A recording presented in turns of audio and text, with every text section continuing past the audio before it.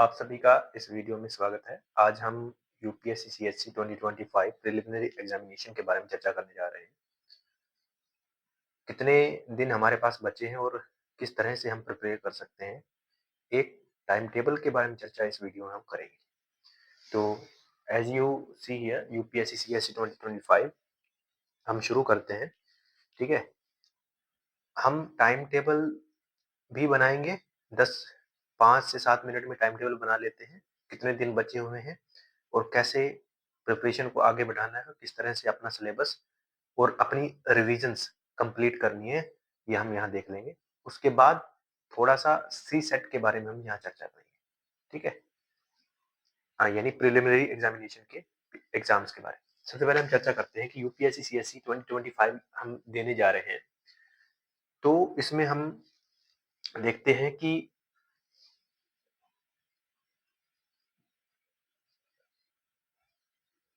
Preliminary examination and pre के बारे में चर्चा करेंगे इस वीडियो में। तो प्री 2025 सबसे पहले इसके बारे में बेसिक जानकारी ले लेते हैं कि इसमें कितने एग्जाम होंगे और कितने मार्क्स के होंगे, क्योंकि जो हमारी यूपीएससी को समझने की जो सीरीज चल रही थी उसमें हमने बेसिक जानकारी ही समझी थी और उस वीडियो में हमने मार्क्स और क्वेश्चंस कितने आते हैं उसके बारे में चर्चा नहीं की थी। वो इस वीडियो में हम थोड़ा बहुत चर्चा कर लेते हैं। ठीक है, आगे देखते हैं। यहाँ पे 2 पेपर होते हैं। एक जीएस का पेपर होता है, यानी जनरल स्टडीज का स्टडीज। ठीक है, और इसमें सब्जेक्ट्स कौन-कौन से होते हैं वो देख लेते हैं। मेन जो सब्जेक्ट है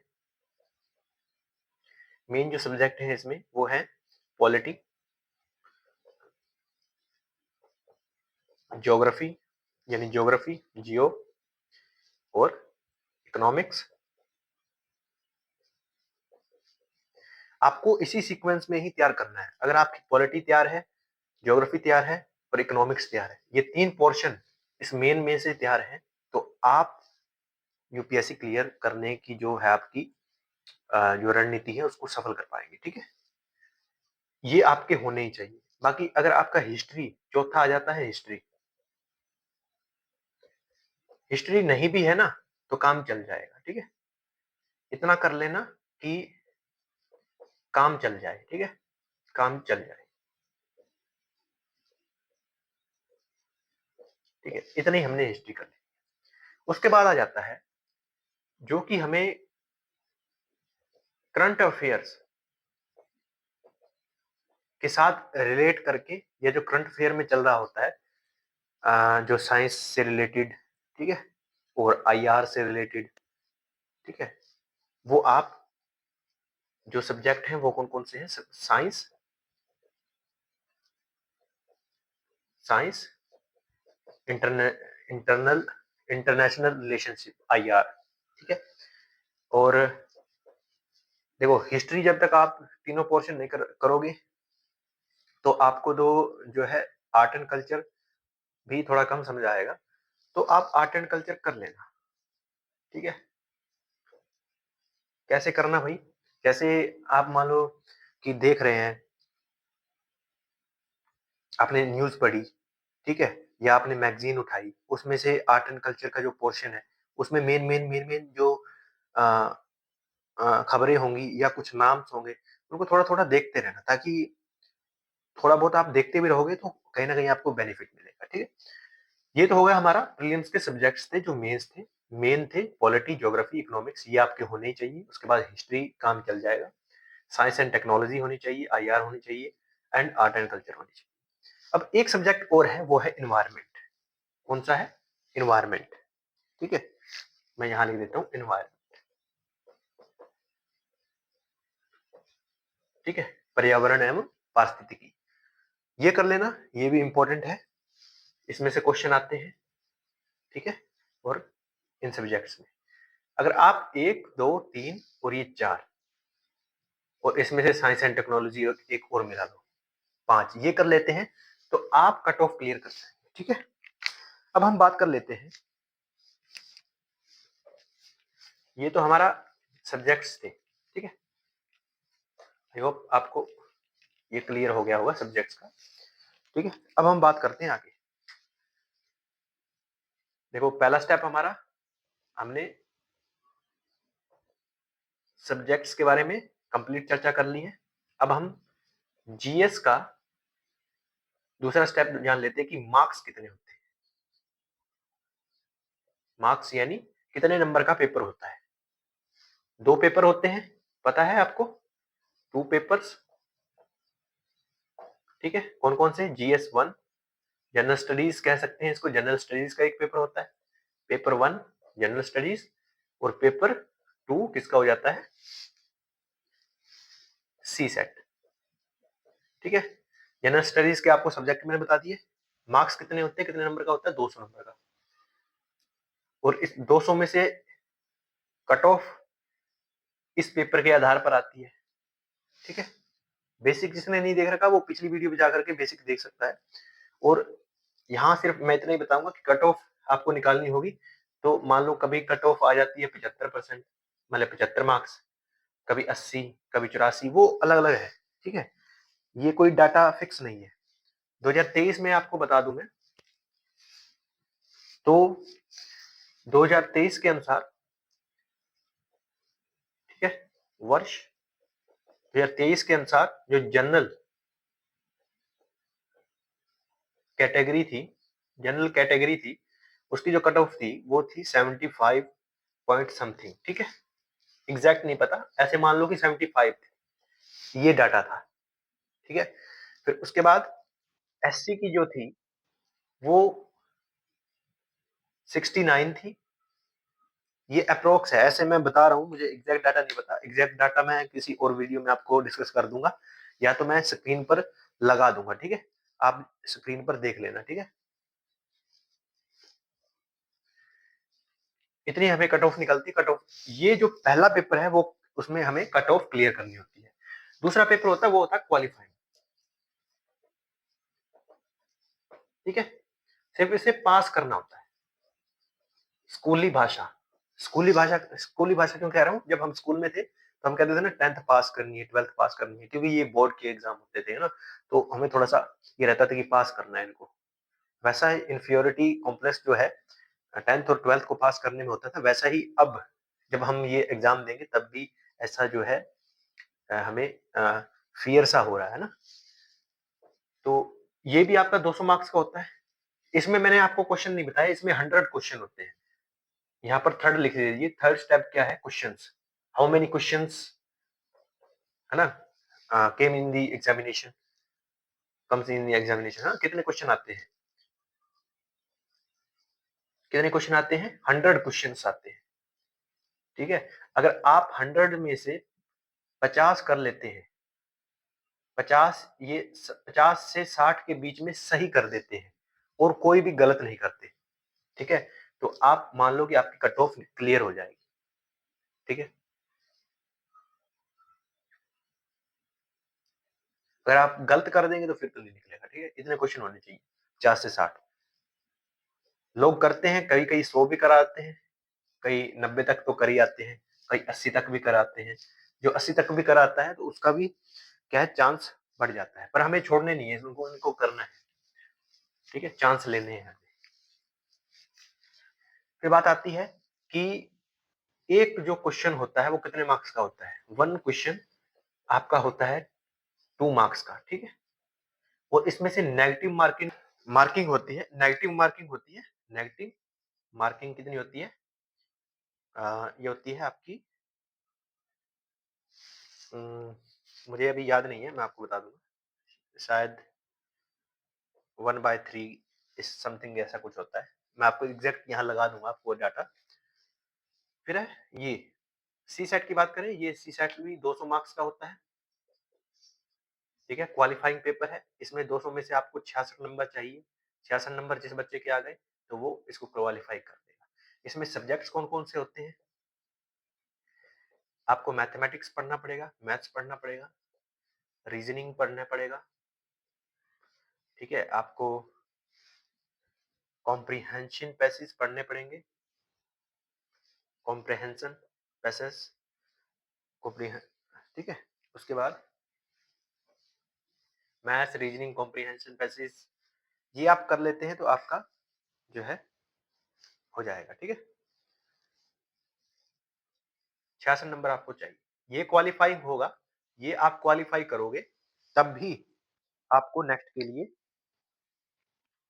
कट ऑफ देखी जाएगी। कैसे भला? मतलब आपने 66 नंबर ला लिए, तब भी आपका ये सेकंड पेपर चेक होगा और इसमें से जितने आपके कट ऑफ के अनुसार मान लो कट ऑफ निकली 2025 में मान लो कट ऑफ निकली 75%, तो मान लो कि आपके 75 या इससे ऊपर मार्क्स होने चाहिए, नहीं तो आप फेल हो जाओगे। ये इसमें क्राइटेरिया है। ये तो था इसके बारे में बेसिक। अब इसको कितने दिन हमारे पास बचे हैं और कैसे टाइम कितना है, उसको हम डे में, ठीक है? मान लो कितने दिन बचे हैं, कितने महीने बचे हैं, ठीक है? ठीक है? ये 2 चीज़ें देखते हैं। सबसे पहले हम यहाँ मोटा-मोटी देख लेते हैं कि फरवरी का महीना ये छोड़ देते हैं। तो आगे आते हैं मार्च। मार्च में कितने दिन होते हैं? 31, ठीक है? फिर है अप्रैल, इसमें कितने हैं? 30। फिर है मई, इसमें कितने हैं? 20। जनवरी, अभी मैं जनवरी 22 जनवरी सॉरी 22 फरवरी, यहाँ दिख नहीं रहा होगा आपको। मैं आज बना रहा हूँ 22 फरवरी को, ये वीडियो 22 फरवरी को बना रहा हूँ, ठीक है? 2025, 22 फरवरी 2025 को बना रहा हूँ। तो हम मान के चलते हैं कि 8 दिन और प्लस कर लो इसमें। फरवरी के कितने दिन बचेंगे? फरवरी के हमारे पास दिन बचे हैं 6 डेज़, है ना? तो इनको टोटल करें तो हमारे पास बन जाते हैं ये। देखो 25 को तो आपका एग्ज़ाम ही है, तो इससे 24 कर लो यहाँ, ठीक है? तो 60, 80, 90 यानी 90 डेज़ बचे, ठीक है? ये इतना हमने कैलकुलेशन कर लिया। अब इनको इन 90 डेज़ में आप क्या-क्या कर लोगे, वो देखो। देखो जो मैं आपको बता रहा हूँ, वो वही बता रहा हूँ जैसे मैं प्रिपेयर कर रहा हूँ, है ना? जैसे मैं प्रिपरेशन कर रहा हूँ, मान लो 2025 के लिए मैं तैयार कर रहा हूँ, तो जैसे मैंने टाइम टेबल बना रखा है, वैसे ही मैं आपको बता रहा हूँ। अगर आप थोड़ा ऊपर-नीचे करके आपको सिर्फ़ ये बता रहा हूँ कैसे बनाया जाता है टाइम टेबल, है ना? देखो, आपको सिखा रहा हूँ, बाकी बनाना अपने हिसाब से है, मेरा फ़ॉलो नहीं करना, ठीक है? तो आप कुछ इस तरह से A4 size A4 size paper ले लेना, उसमें से ऐसे 3 महीने का, ठीक है? महीने का जो बना लेना, ये मार्च हो जाएगा आपका, ये क्या हो जाएगा अप्रैल हो जाएगा, ये क्या हो जाएगा मई हो जाएगा। मई की 25 को आपका एग्ज़ाम है, तो इस तरह से गोला कर लेना।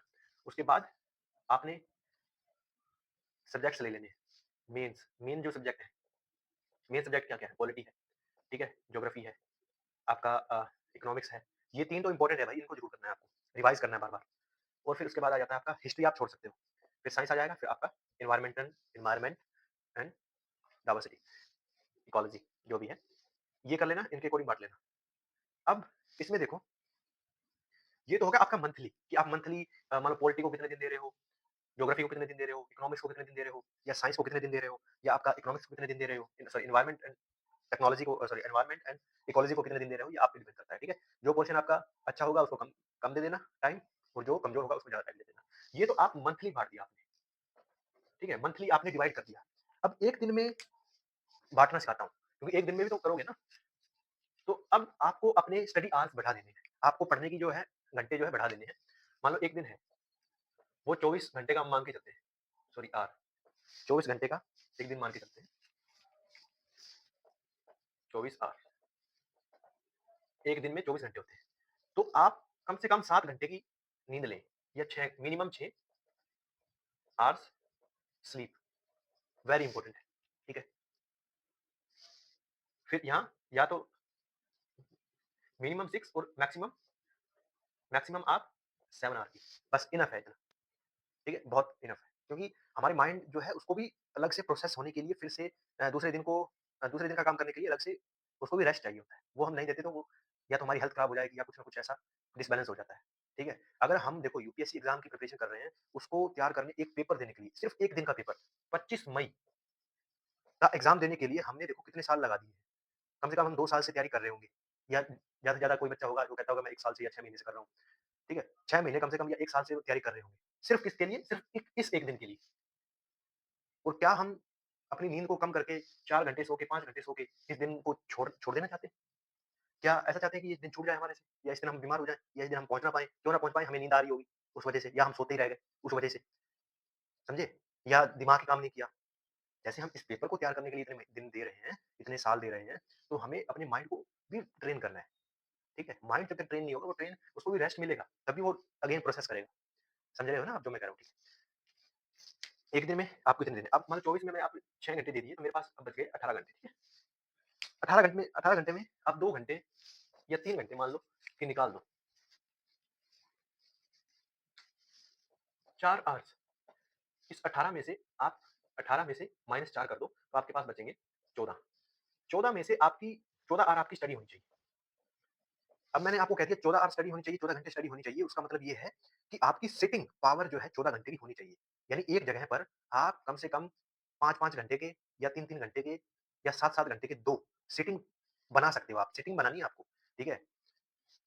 जितनी लॉन्ग आपकी सिटिंग होगी ना, तो समझ लो कि मान लो आप चेयर पे बैठे हो, ये आपकी चेयर है, इस चेयर पे आप बैठे हो, ठीक है? तो ये आपका डेस्क, जो भी आपका लैपटॉप है, कंप्यूटर है, जो भी है, ठीक है?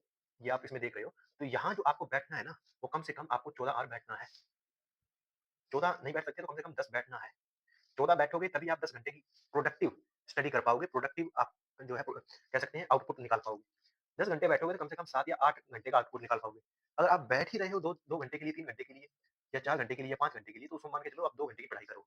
उसमें भी क्या पता आप करो ना करो। जब आप 14 घंटे या 10 घंटे का लेके चलते हो, तब भी ये जो बचे हुए दिन हैं हमारे पास 90 दिन, इसमें कुछ ना कुछ हमें बेनिफिट होगा। नहीं तो हम 2 घंटे, 3 घंटे, 4 घंटे देंगे तो उसमें कोई बेनिफिट नहीं मिलने वाला, ये मैं आपको बता देता हूँ, ठीक है? ये तो थी बस इसको समझने की बात है। दिन को इसको आपको थोड़ा देखते एक हैं डे कैसे को बाँटें। 24 घंटे मैंने आपको बता दिए, कैसे-कैसे आवर्स आपने बाँटने हैं, कितने घंटे की सीटिंग रखनी है, वो आपको मैंने बता दिया, है ना? अब आप यहाँ देखो कि क्या देखना है आपको, डे में आपको इसको फेजेज़ में बाँटना है। किसमें बाँटना है? फेजेज़।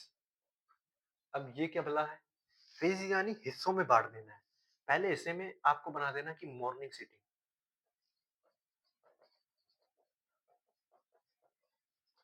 ठीक है? आप टेबल पे मॉर्निंग सेशन, सेशन भी कह सकते हैं इसको, ठीक है? मॉर्निंग सेशन हो गया। फिर दूसरा आ जाएगा आफ्टरनून, आफ्टरनून सेशन, ठीक है? आफ्टरनून सेशन,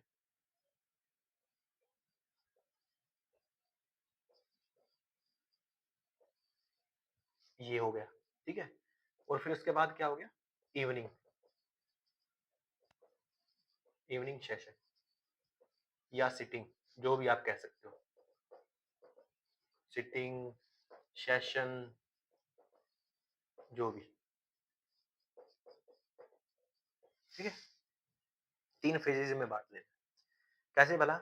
मान लो रात के 12 बजे, जैसे आज ही हम इसको अप्लाई करते हैं, मान लो मैं आज ही अप्लाई करूँगा, तो कल 23 तारीख है, आज 22 तारीख चल रही है। तो 12-22 के जो पीएम, 12 पीएम, यानी अगली नेक्स्ट क्या आने वाली है? 23, ठीक है? इसके बाद हमने क्या करना है? इससे लेकर के 7 घंटे की स्लीप लेनी है। फिर हम क्या 7 घंटे की स्लीप लेंगे, तो देखो, ठीक है? 7 घंटे की स्लीप लेंगे, तो 1 से लेंगे और 7 तक, यानी 7 बजे तक, 7 एएम हो जाएँगे, एएम यानी सुबह हो जाएगी, 7 एएम तक। 7 बजे उठेंगे, उसके बाद आधा घंटा हम फ्रेश होंगे या 1 घंटा मान लो फ्रेश होने को लगा लिया। तो ऐसे करके हमारे पास अगर हम 8 बजे से अपनी पढ़ाई स्टार्ट करते हैं, मान लो हमने 8 बजे से अपनी पढ़ाई स्टार्ट की, 8, 9, 10, 11, 12, 12 बजे तक एक सेशन रखना है। तो हमारी स्टडी कितनी हुई? 1, 2, 3, 4, 4 घंटे की स्टडी, ठीक है? मॉर्निंग सेशन जो है ना, आपको छोटा रखना है। छोटा क्यों रखना है? क्योंकि आप उठते करते आपका टाइम ना कहीं न कहीं माइनस होगा। टाइम आपका कहीं न कहीं जाएगा। तो उसको आपको छोटा रखना है। ये आपका 4 घंटे का हो गया। फिर आ जाएँगे आफ्टरनून में। आफ्टरनून में आपको ब्रेक चाहिए या लंच ब्रेक आ जाएगा। 12 बजे के बाद 1 बजे तक लंच ब्रेक मान लो या आधा घंटा जो भी आपके, क्योंकि अब आप आपकी दिनचर्या मान लो देखो सही हो गई है तो आधा घंटा काफ़ी है। ठीक है? उसके बाद आधे घंटे के बाद आप खाना खाओगे, खाना खाने के बाद सीधा ही आप पढ़ने बैठ जाओगे, कुछ समझ में नहीं आएगा। तो उसमें आपको क्या करना है, आपको राइटिंग करनी है। या कुछ क्वेश्चंस लगाने हैं। अगर आप क्वेश्चंस लगाओगे ना या कुछ रीडिंग करोगे तो समझ नहीं आएगा। क्वेश्चन लगाओगे या कुछ मैथ्स के सीसेट के कुछ क्वेश्चन लगाओगे तो आपका दिमाग माइंड जो है खुलेगा और उस पे वर्क करना स्टार्ट होगा। फिर धीरे-धीरे आपका आपका जो खाना खाने के बाद आपका खाना पच जाएगा, ठीक है? एनर्जी मिल जाएगी, तो फिर वो एनर्जी मिलेगी तो आपको लगेगा हाँ और अब करना चाहिए। फिर आप लगभग 2 बजे से, ठीक है? 2 बजे से आप स्टार्ट कर सकते हैं। 2 बजे से या ढाई बजे से जो भी आप अपने अकॉर्डिंग बना लेना, है ना? मैंने तो इसी तरह से बनाया है। ठीक है, आपने बना लिया 2 बजे से 3 फिर 4 फिर 5 फिर 6। देखो मैंने बनाया है तो मैं 6 बजे तक ही पढ़ता हूँ। तो आप अपने अकॉर्डिंग 7 बजे जो भी है, 1 घंटा अपनी फ़िटनेस के लिए निकालिए, अपने हेल्थ के लिए निकालिए, वो भी बहुत ज़रूरी है। ठीक है? तो वो निकाल सकते हैं। तो मैं 7 से 8:30 यानी ढाई घंटे मैं अपना रेस्ट लेता हूँ। इस ढाई घंटे में अपना जो भी करना हो फ़िटनेस से रिलेटेड बाहर घूम आए, टहल-वहल लिए, अपने माइंड को रिलैक्स करना है क्योंकि इतनी चीज़ों को पचाना कोई आसान बात नहीं है। 14 घंटे की अगर आप स्टडी कर रहे हो, तो ये मान के स्टडी करोगे, तो ये मान के चलो उसको पचाना भी है। जैसे हम खाना खा लेते हैं, अब मान लो 1 कटोरा खाना खा लिया तो उसको पचाने के लिए 10-15 मिनट, आधा घंटा, 1 घंटा लगेगा उसको पचने के लिए। वैसे ही 2 ढाई घंटे का रिफ्रेशमेंट लोगे, जिम जाओगे, खेलोगे, कूदोगे, दिमाग को थोड़ा पढ़ाई से अलग लेकर जाओगे तो ये भी एक तरह का खाना ही है जो आप खाओगे, ठीक है? उसको पचाना है। फिर उसके बाद आपका मॉर्निंग सेशन कंप्लीट हो गया था 12 बजे के पास, फिर आपका 6 बजे के पास जो है आफ्टरनून वाला हो गया, ठीक है? फिर इवनिंग वाला सेशन आपका कहाँ चलेगा? इवनिंग वाला सेशन आपका मान लो आप 8 बजे सब कुछ डिनर-विनर कर लेते हो, सब कुछ कंप्लीट हो गया, साढ़े 8 या 9 बजे से ही मान लो कि आप 9 बजे से बैठे हो, 9 फिर 10 फिर 11 फिर 12, 12 बजे तक पढ़ना है, ठीक है? तो इसमें देखो मतलब आप 8 बजे तक कंप्लीट कर लेते हो तो कोई 8 बजे ही कंप्लीट कर लेगा, तो इसमें भी आपको जो है 4 घंटे का टाइम मिल गया। तो देखो 4 घंटे यहाँ मिला, 4 घंटे मॉर्निंग सेक्शन में, 4 घंटे मॉर्निंग सेक्शन में, आफ्टरनून में आपको कितने घंटे मिले? 2 से लगे ना आप? 2 6 बजे तक, 1 2 3 4 4 घंटे यहाँ से मिले, 3 12 घंटे, 12 घंटे की स्टडी निकली है, ठीक है?